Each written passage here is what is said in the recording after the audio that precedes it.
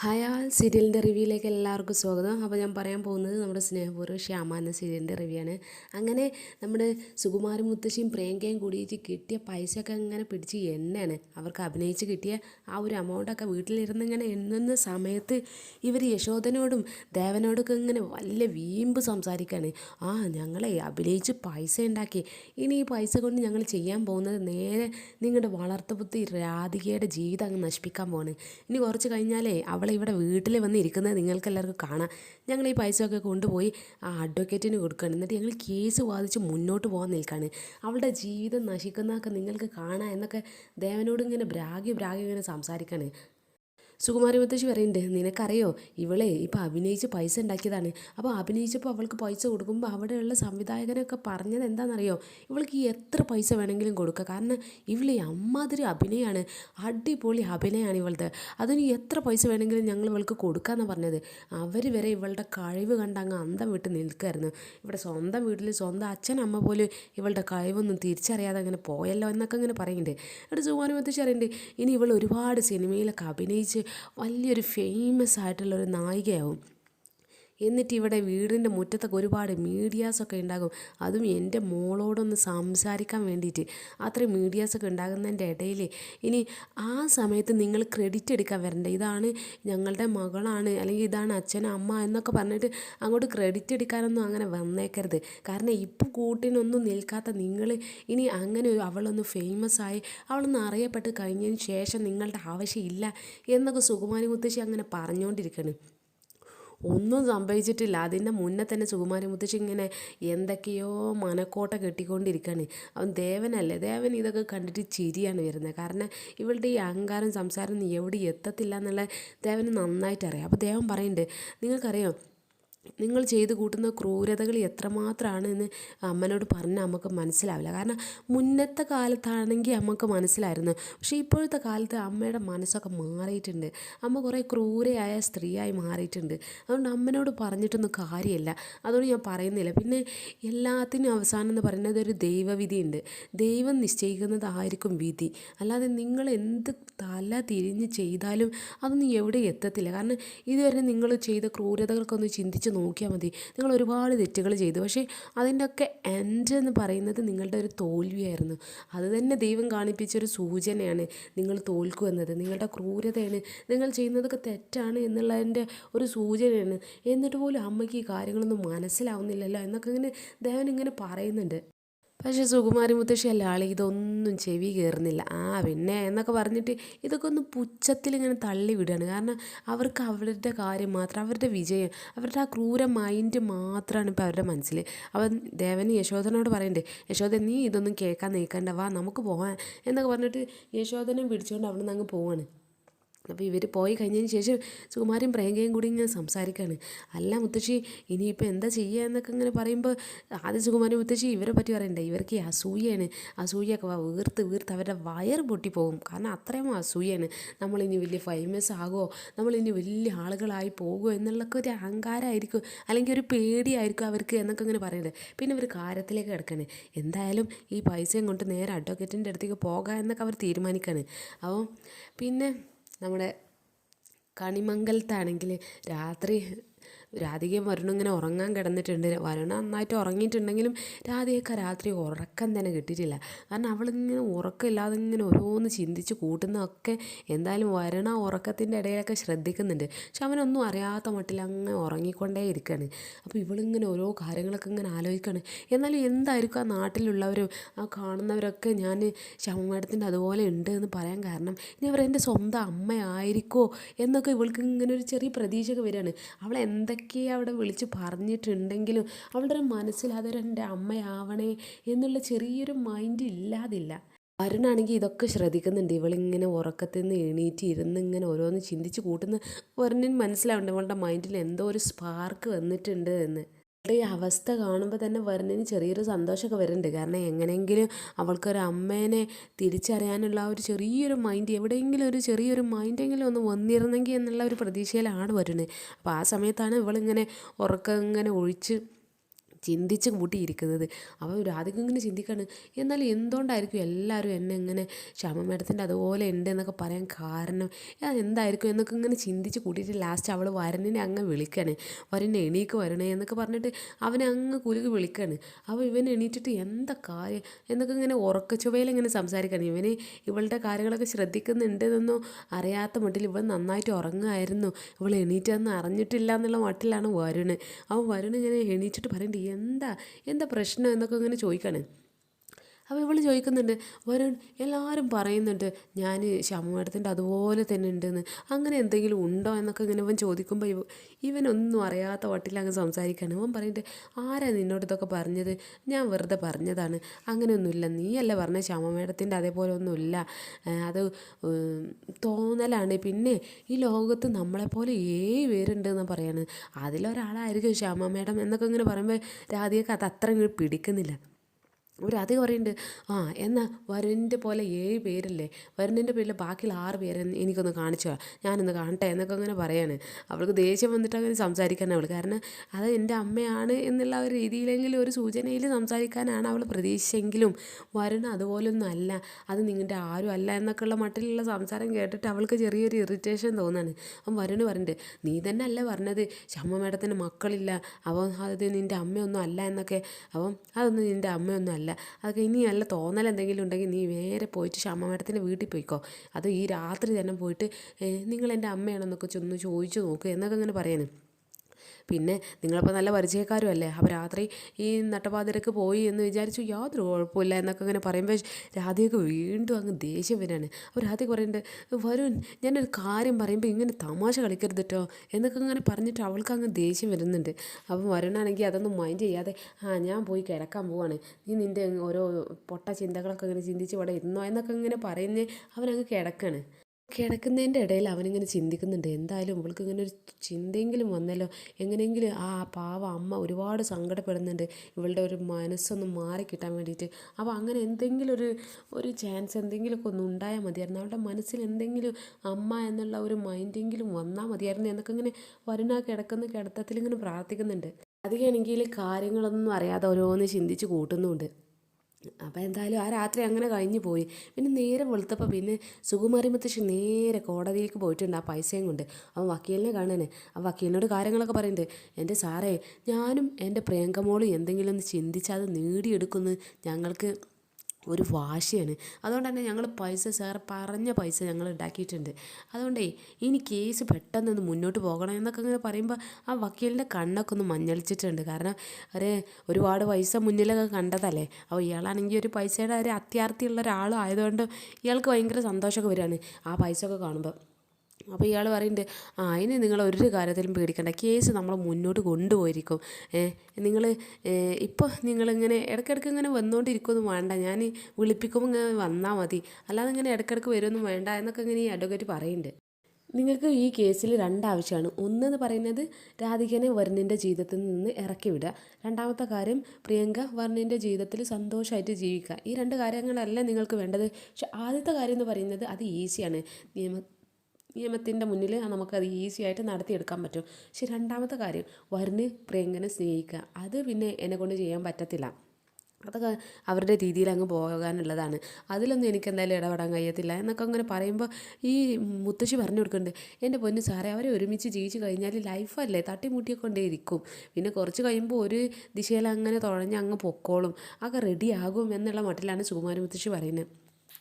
അപ്പോൾ ഇയാളിങ്ങനെ പറയുന്നുണ്ട്, ഞാൻ ശ്രദ്ധിച്ചതേ, ഞാൻ നിങ്ങളെ കാണുമ്പോഴൊക്കെ നിങ്ങൾക്കും നിങ്ങളുടെ പ്രിയങ്കക്കും ഭയങ്കര കോൺഫിഡൻസ് ആണല്ലേ, എത്ര തോറ്റിരിക്കും എന്ന് വിചാരിച്ചാലും നിങ്ങളുടെ മൈൻഡ്, നിങ്ങളുടെ മുഖം നോക്കിയാൽ തന്നെ ഭയങ്കര കോൺഫിഡൻസിലാണല്ലോ നിങ്ങൾ സംസാരിക്കുന്നത് എന്നൊക്കെ ഇങ്ങനെ ഈ വക്കീൽ സുകുമാരി മുത്തശ്ശിനോട് സംസാരിക്കുമ്പോൾ സുകുമാരി മുത്തശ്ശി പറയുന്നുണ്ട്, അതേ സാറേ ഞങ്ങളിങ്ങനെ തോറ്റു കൊടുക്കണം എന്നുള്ളൊരു മൈൻഡ് ഇല്ലാത്ത ആളുകളാണ്, ഞങ്ങൾക്ക് ജയിച്ച് കണ്ടാൽ മതി, ഞങ്ങൾ എന്ത് വിധേന ഞങ്ങൾ ജയിക്കും, അതുകൊണ്ടാണ് ഞങ്ങളുടെ മൈൻഡിൽ ഇങ്ങനെ അങ്ങനെ ഒരു മൈൻഡ് ഉള്ളതുകൊണ്ടാണ് ഞങ്ങളുടെ മുഖത്ത് നല്ലൊരു പോസിറ്റീവ് ഉള്ളത് എന്നൊക്കെ ഇങ്ങനെ സുകുമാരി അങ്ങ് തട്ടി വിടുകയാണ്. എന്നിട്ട് സുകുമാരനോട് അല്ല പറയുന്നുണ്ട്, നിങ്ങളിപ്പോൾ പൊക്കോളൂ ഞാൻ വിളിപ്പിക്കാം എന്നൊക്കെ പറഞ്ഞിട്ട് അവരങ്ങ് പോവാണ്.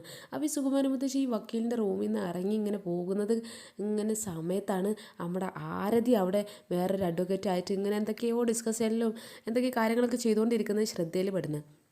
സുകുമാരി മുത്തശ്ശിയല്ലേ ഡീ ഒച്ച എന്നൊക്കെ പറഞ്ഞിട്ട് അങ്ങ് ആരതിയുടെ അടുത്തേക്ക് അങ്ങ് പോവാണ്. അപ്പോൾ ആരതി ഇവരെ കാണാണ്. അപ്പോൾ എന്താണ് എന്നൊക്കെ ഇങ്ങനെ ചോദിക്കുന്നുണ്ട്. ഞാനേ കൊച്ചിനെ ഒന്ന് കാണാൻ വന്നതാണ്. ഇവിടെ ഇങ്ങനെ പോകുന്ന വഴിക്ക് ഞാൻ കൊച്ചിനെ ഒന്ന് കണ്ടപ്പോൾ നിന്നോടൊന്ന് സംസാരിക്കാൻ വേണ്ടി വന്നതാണ് എന്നൊക്കെ ഇങ്ങനെ ആരതിനോട് പറയാണ്. ആരതിക്കാണെങ്കിൽ അവരോട് സംസാരിക്കാൻ വലിയ ഇൻട്രസ്റ്റ് ഒന്നും ഇല്ല. പക്ഷേ ഇവരങ്ങ് കയറി ചെന്ന് അങ്ങ് വർത്താനം പറയാണ്. അപ്പോൾ അവരോട് പറയുന്നുണ്ട്, ഞാനേ ഇപ്പോൾ ഇങ്ങോട്ട് വന്നത് എന്തിനാണെന്നറിയോ, ഞാൻ ആ അഡ്വക്കേറ്റിൻ്റെ അടുത്തേക്ക് ഒന്ന് കാണാൻ വന്നതാണ്. ആ വക്കീലിനോട് ഞാനൊരു കേസ് ഫയൽ ചെയ്യാൻ പറഞ്ഞിട്ടുണ്ട്. അത് ഈ വരുണിനും രാധികയ്ക്കും എതിരെയുള്ള കേസാണ് എന്നൊക്കെ പറഞ്ഞ് ഈ സുകുമാരി മുത്തശ്ശി കാര്യങ്ങളൊക്കെ അങ്ങ് ആരതിനോട് സൂചിപ്പിക്കുകയാണ്. അപ്പോൾ ആരതിനോട് പറയുന്നുണ്ട്, എൻ്റെ മോള് എന്നെ ഈ കോടതിയിൽ വെച്ച് ഒരുപാട് വെള്ളം കുടിപ്പിച്ചല്ലേ, അതുകൊണ്ട് ഞാൻ മോള് നന്നായിട്ട് ഓർക്കുന്നുണ്ട്. ഇനി ഞങ്ങൾ ഒരു അടുത്ത പണിയാണ് വരാൻ പോകുന്നത് എന്നൊക്കെ പറഞ്ഞിട്ട് ഇവർ ചെയ്യാൻ പോകുന്ന പണികളെക്കുറിച്ചൊക്കെ അങ്ങ് ആരതിനോട് സംസാരിക്കുകയാണ്. പിന്നെ മോളെ ഞങ്ങളെ ആ രാധികനെ വരുണിൻ്റെ ജീവിതത്തിൽ നിന്ന് അടർത്തിയെടുക്കാൻ പോവാണ്. മോൾക്ക് എന്തെങ്കിലും ചെയ്യാൻ കഴിയുന്നുണ്ടെങ്കിലൊക്കെ ഒന്ന് ചെയ്തോ. കാരണം അത്രയും എന്നെ വെള്ളം കുടിപ്പിച്ച ഒരാളാണ് മോളായിരിക്കും അവർക്ക് വേണ്ടി വാദിക്കാൻ നിൽക്കുന്നതെന്ന് എനിക്ക് നന്നായിട്ട് അറിയാം. അതുകൊണ്ട് ഞാനൊന്ന് സൂചിപ്പിച്ചു എന്നുള്ളൂ എന്നൊക്കെ പറഞ്ഞിട്ട് സുകുമാരി മുത്തശ്ശി എന്ന് പറയുന്നത് നല്ല കോൺഫിഡൻസിലാണ് ആരതിനോട് സംസാരിക്കുന്നത്. അപ്പോൾ ആരതി ആദ്യമൊക്കെ ഒന്നും മിണ്ടാതിരുന്നെങ്കിലും ഇവരുടെ സംസാരം കുറച്ചിങ്ങനെ കൂടിക്കഴിഞ്ഞപ്പോൾ പിന്നെ ആരതി അങ്ങ് തിരിച്ച് പറയാണ്. അപ്പോൾ ആരതി പറയുന്നുണ്ട്, മുത്തശ്ശി അന്ന് ഞാൻ കോടതി വളപ്പിൽ നിങ്ങളെ ഒരുപാട് വെള്ളം കുടിപ്പിച്ചു എന്ന് പറഞ്ഞല്ലോ, അന്ന് കോടതിയുടെ മുറ്റത്ത് ഇരുന്നിട്ട് നിങ്ങൾ ഭയങ്കര കോൺഫിഡൻസിലായിരുന്നു ഞാൻ നിൽക്കുന്നത് കണ്ടിട്ടുണ്ട്. നിങ്ങളുടെ അടുത്താണ് ജയം എന്നൊക്കെ പറഞ്ഞ് നിൽക്കുന്നതാണ് ഞാൻ കണ്ടത്. എന്നിട്ട് അത്രയും കോൺഫിഡൻസിലുണ്ടായിരുന്ന മുത്തശ്ശിനെ ഞാൻ തോൽപ്പിച്ച് കളഞ്ഞല്ലോ. മുത്തശ്ശിനെ ഞാൻ ആ കോടതിയിൽ കയറിയപ്പോൾ വെള്ളം കുടിപ്പിച്ചല്ലോ. അപ്പോൾ അതെന്ന് പറയുന്നത് അതാണ് കോൺഫിഡൻസ്. അപ്പം നിങ്ങൾ ഇത്രയും പ്രതീക്ഷിച്ച് മനക്കോട്ട് കെട്ടിയിട്ട് കാര്യമില്ല. ജയെന്ന് പറയുന്നത് എപ്പോഴും സത്യത്തിൻ്റെ ഭാഗത്തായിരിക്കും. അതുകൊണ്ട് സുകുമാരി മുത്തശ്ശി നിങ്ങളിങ്ങനെ ചെയ്ത് കൂട്ടുന്നതുകൊണ്ട് ഒരു കാര്യമില്ല. ജയം ഞങ്ങളുടെ അടുത്ത് തന്നെ ആയിരിക്കും. മുത്തശ്ശി ഇങ്ങനെ ചെയ്തിട്ട് വെറുതെ സമയം വേസ്റ്റ് ആവുകയാണെന്നുള്ള മട്ടിൽ അങ്ങ് ആരതി സംസാരിക്കുകയാണ്. അപ്പോൾ സുകുമാരി മുത്തശ്ശിയല്ല ആളെ സുകുമാരി മുത്തശ്ശി അറിയണ്ട് അതൊക്കെ നമുക്ക് കാണാം എന്നൊക്കെ പറഞ്ഞിട്ട് സുകുമാരി മുത്തശ്ശി ഭയങ്കര കോൺഫിഡൻസ് നിൽക്കുകയാണ്. കാരണം സുകുമാരി മുത്തശ്ശി കേസിൻ്റെ വശം എന്ന് പറയുന്നത് എന്തായാലും ഇവരുടെ അടുത്താണ്. ന്യായം കോടതിയുടെ മുന്നിൽ ഇവരായിരിക്കും ജയിക്കുക. ഈ പ്രിയങ്ക തന്നെ ആയിരിക്കും. കാരണം പ്രിയങ്ക വരുണിൻ്റെ ഭാര്യ ആയതുകൊണ്ട് തന്നെ ഇവർ തന്നെ ആയിരിക്കും ജയിക്കുക എന്നുള്ള നല്ല കോൺഫിഡൻസിലാണ്. അതാണെങ്കിൽ സുകുമാരി മുത്തശ്ശി ആരതിയോട് പറയുന്നുണ്ട്, നിങ്ങൾക്ക് കേസിൻ്റെ വശങ്ങളൊക്കെ അറിയാലോ, അപ്പം ജയ ആർക്കായിരിക്കും എന്ന് നന്നായിട്ട് അറിയാം. പ്രിയങ്ക തന്നെ ആയിരിക്കും വരുണിൻ്റെ ഭാര്യ. കാരണം നിയമപരമായിട്ട് വരുണിൻ്റെ ഭാര്യ എന്ന് പറയുന്ന പ്രിയങ്ക ആയതുകൊണ്ട് തന്നെ രാധികക്ക് ആ വീട്ടിൽ നിന്ന് ഇറങ്ങി വിടേണ്ടി വരും എന്നുള്ള നിയമവശങ്ങളൊക്കെ നന്നായിട്ട് ആരതിക്ക് അറിയാലോ. അതുകൊണ്ട് എന്തിനാ ഇങ്ങനെ സംസാരിക്കുന്നത് എന്നുള്ള മട്ടിൽ സുകുമാരി മുത്തശ്ശി അങ്ങോട്ടും പ്രതികരിക്കാണ്. അപ്പോൾ നമ്മുടെ ആരതി പറയുന്നുണ്ട്, എന്ത് ചെയ്തിട്ടാണെങ്കിലും നിങ്ങൾ എന്ത് വേണമെങ്കിലും ചെയ്തോ, കാരണം ഞാനും ഈ കേസിലുണ്ട്, ഞാനും ഇവർക്ക് വേണ്ടി വാദിക്കും, അപ്പോൾ സത്യം മാത്രമേ ജയിക്കുള്ളൂ എന്ന് ഈ ആരതി അങ്ങനെ അവസാനം കുറച്ച് ഇംഗ്ലീഷൊക്കെ മിക്സ് ചെയ്ത് അങ്ങ് സംസാരിക്കാണ്. അപ്പോൾ ആരതി പറയുന്നുണ്ട്, ട്രൂത്ത് വിൽ ഓൾവേസ് എന്നൊക്കെ പറയുമ്പോൾ ഈ സുകുമാരി മുത്തശ്ശിക്ക് അത് അങ്ങ് എന്താണെന്ന് മനസ്സിലായിട്ടില്ല. കാരണം പ്രായമായിട്ടുള്ള ഒരാളല്ലേ, അപ്പോൾ പെട്ടെന്ന് ഇംഗ്ലീഷൊക്കെ കേൾക്കുമ്പോൾ പെട്ടെന്ന് അങ്ങ് കയറിയിട്ടില്ല. അപ്പോൾ ആരതി അങ്ങ് പോയി കഴിഞ്ഞതിന് ശേഷം സുകുമാരി മുത്തശ്ശി അവിടെ ഇരുന്ന് അങ്ങനെ ചിന്തിക്കുകയാണ്. എന്നാലും അവർ അവസാനം പറഞ്ഞത് എന്തായിരിക്കും എന്നിങ്ങനെ ചിന്തിക്കാൻ എന്തെങ്കിലും ആയിക്കോട്ടെ എന്നൊക്കെ ഇങ്ങനെ പറഞ്ഞിട്ട് സുകുമാരി മുത്തശ്ശി അങ്ങ് പോവുകയാണ്. കാര്യത്തിൽ ആരതി മുത്തശ്ശിനോട് അങ്ങനെ ഞങ്ങൾ തന്നെ ജയിക്കുക എന്നുള്ള രീതിയിലൊക്കെ സംസാരിച്ചിട്ടുണ്ടെങ്കിൽ ആരതിക്ക് ചെറിയൊരു പേടിയൊക്കെ ഉണ്ട്. കാരണം നിയമവശം അറിയുന്നതുകൊണ്ട് തന്നെ എന്തായാലും ഈ വരുണിൻ്റെയും രാധികയുടെ ജീവിതത്തിൽ എന്തെങ്കിലും സംഭവിക്കുക എന്നുള്ളത് ചെറിയ പേടിയുണ്ട്. പ്രിയങ്കയാണെങ്കിൽ നിയമപരമായിട്ട് അവരുടെ ഭാര്യ ആയതുകൊണ്ട് തന്നെ അങ്ങനെ എന്തെങ്കിലുമൊക്കെ ഒന്ന് കോടതിയിൽ സംഭവിക്കുക എന്നുള്ള ചെറിയ പേടിയുള്ളതുകൊണ്ട് തന്നെ ആരതി പെട്ടെന്ന് തന്നെ വേറെ വീട്ടിലേക്ക് പോവാണ്, ശ്യാമൻ്റെ അടുത്തേക്ക്. അപ്പോൾ ശ്യാമ ഇങ്ങനെ പെട്ടെന്ന് ഇവൾ കയറി വരുന്ന കാണുമ്പോൾ ശ്യാമ ചോദിക്കുന്നുണ്ട്, എന്തെങ്കിലും പ്രശ്നമുണ്ടോ? കാരണം നീ അർജൻറ്റായിട്ട് എന്തൊക്കെയോ കാര്യങ്ങളൊക്കെ ചെയ്ത് തീർക്കണ്ടെന്ന് പറഞ്ഞ് ഇറങ്ങിയ ആളാണ്, ഇപ്പോൾ തന്നെ തിരിച്ചിതാ വീട്ടിൽ വന്നിരിക്കുന്നത്, എന്തെങ്കിലും പ്രശ്നമുണ്ടോ എന്നൊക്കെ ഇവളോട് ഇങ്ങനെ ചോദിക്കുകയാണ്.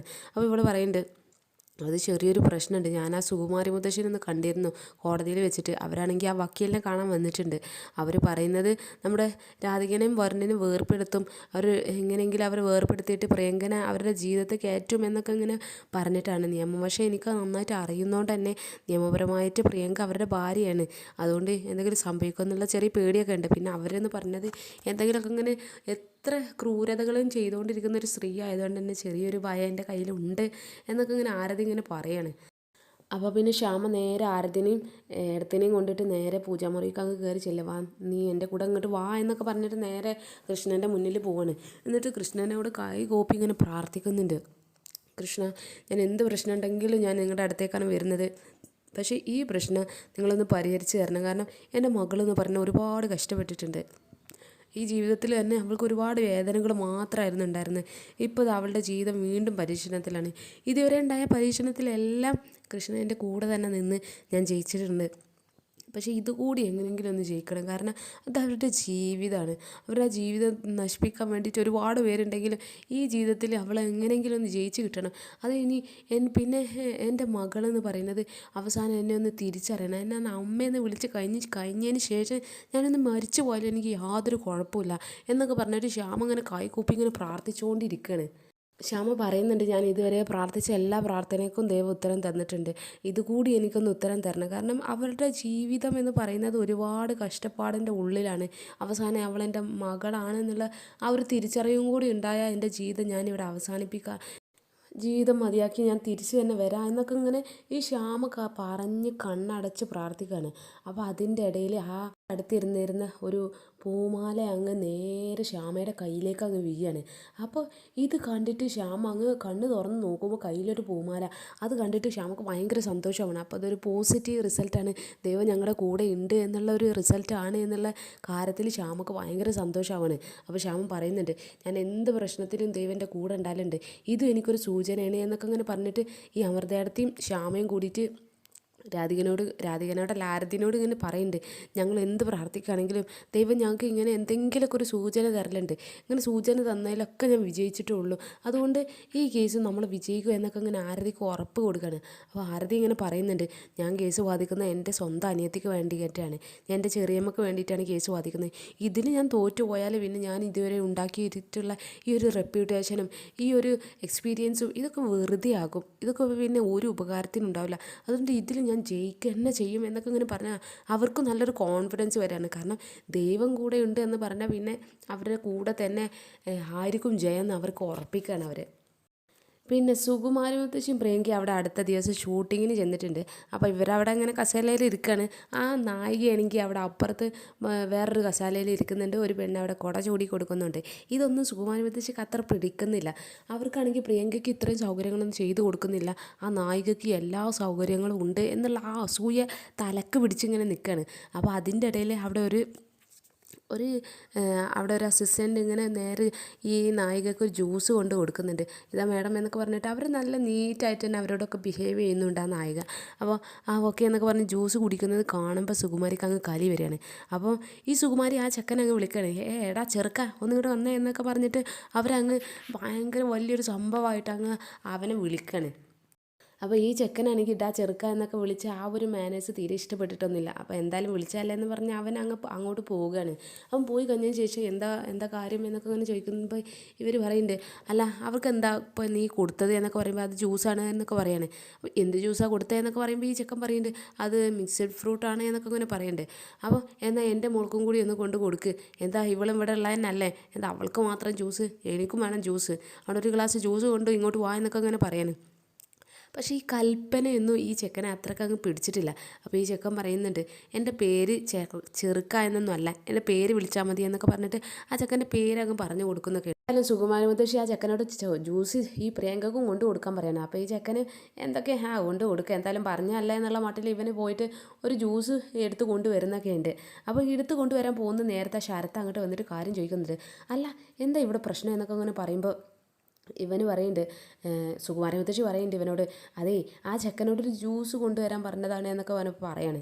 അപ്പോൾ ഇവൻ കൊണ്ടുവന്ന ജ്യൂസ് ആണെങ്കിൽ സാധാരണ നോർമൽ ഗ്ലാസ്സിലാണ് കൊണ്ടുവന്നത്. മുത്തശ്ശി ആണെങ്കിൽ ആ ഗ്ലാസ് കണ്ടപ്പോൾ തന്നെ ആദ്യം ശ്രദ്ധിച്ച ആ നായികയുടെ ഗ്ലാസ്സാണ്. അവരുടേതാണെങ്കിൽ ഒരു ജ്യൂസ് ഗ്ലാസ്, നല്ല കുറച്ച് അത്യാവശ്യം ഒരു മോഡേൺ ആയിട്ടുള്ളൊരു ഗ്ലാസ് ആണെങ്കിലും പ്രിയങ്കക്ക് കൊണ്ടുവന്ന് കൊടുത്തത് ഒരു ചെറിയ സാധാരണ ഗ്ലാസ്സും. ഇത് സുകുമാരിക്ക് തീരെ അങ്ങ് പിടിച്ചിട്ടില്ല. അപ്പോൾ സുകുമാരി വീണ്ടും അവനോട് കാര്യത്തിൽ സംസാരിക്കുകയാണ്, എന്താ എൻ്റെ മകൾക്ക് ഇങ്ങനെ ഒരു ഗ്ലാസ്, അവൾക്ക് നല്ല ജ്യൂസ് ഗ്ലാസ്സിൽ തന്നെ കൊടുത്താൽ മതി, ആ നായികക്ക് കൊടുത്ത അതേ ഗ്ലാസ് തന്നെ വേണം എന്നൊക്കെ പറയുമ്പോൾ ഈ ചെറുക്കാൻ അങ്ങ് കലി കയറാണ്.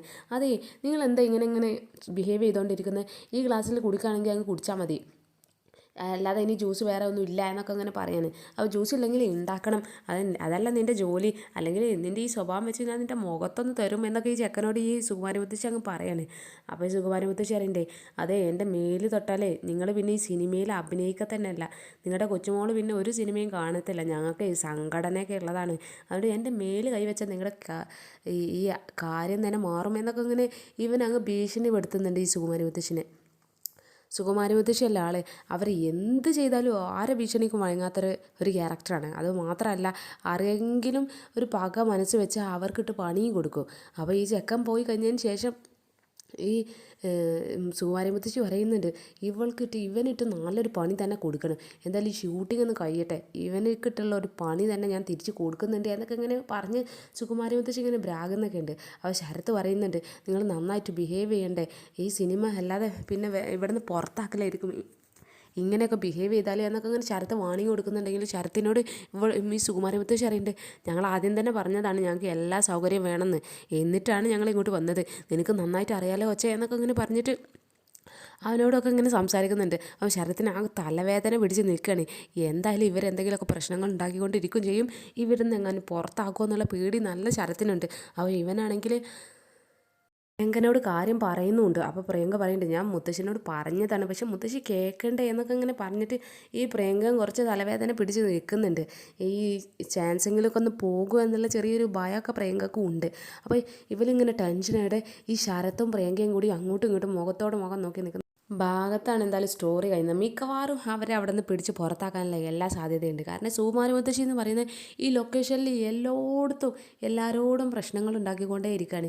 ഇങ്ങനെ പ്രശ്നക്കാരിയായിട്ടുള്ള ഒരാളെ അവരുടെ കൂട്ടത്തിൽ വെക്കുന്നു തീരെ തോന്നുന്നില്ല. പിന്നെ ശരത്താണെങ്കിൽ പറഞ്ഞിട്ടുണ്ട്, ഇവിടെ വലിയവർ ചെറിയവർ എന്നൊന്നുമില്ല, ഇവിടെ എല്ലാവരും ഈക്വലാണ്, അപ്പോൾ എല്ലാവരോടും റെസ്പെക്റ്റിൽ സംസാരിക്കണം എന്നൊക്കെ പറഞ്ഞിട്ട് സുകുമാരി മുത്തശ്ശി അങ്ങനെ ചെയ്യത്തില്ല എന്ന് അങ്ങ് തുറന്നങ്ങ് പറയുന്നുണ്ട്. അപ്പം മിക്കവാറും ഇവളുടെ ഈ ചാൻസും പോയി, ഇവരുടെ മനക്കോട്ടൊക്കെ കെട്ടി ഇവരുടെ വലിയ നായികയാകുന്നു, മീഡിയക്കാരെല്ലാവരും അവരുടെ വീട്ടിന് മുന്നിൽ വെക്കുന്നതൊക്കെ ഇവിടെ തന്നെ തകർന്നടിയാനുള്ള എല്ലാ ചാൻസും കാണുന്നുണ്ട്. എന്തായാലും അത് ഈ സുകുമാരി മുത്തശ്ശിയെ കൂടെ കൂട്ടിയാൽ എന്തായാലും പ്രിയങ്കയ്ക്ക് നല്ല തോൽവി ആയിരിക്കുന്നത് പ്രിയങ്ക ഇതുവരെ തിരിച്ചറിഞ്ഞിട്ടുമില്ല.